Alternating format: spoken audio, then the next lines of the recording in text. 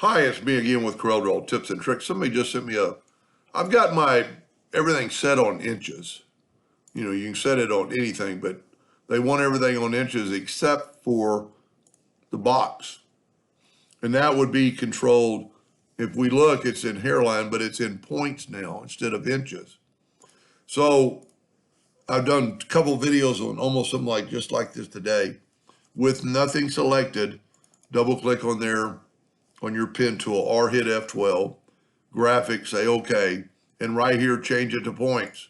You can change inches, points, pixels, yards, feet, centimeter, a bunch of stuff. But if you go to point and you say okay, and then when you draw a box or a square by holding it on the control button, it's going to be in points.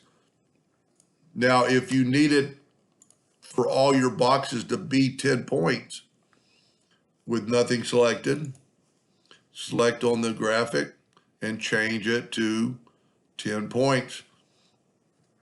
We're still in points and say, okay, now every time you draw a box, it's going to draw in 10 points. Now I draw in red, same thing.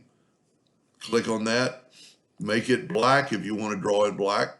And once you say okay, well, I had something selected. So look, it's still going to draw in red because I had something selected.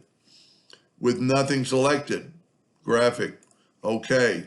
We're going to make it black. Okay.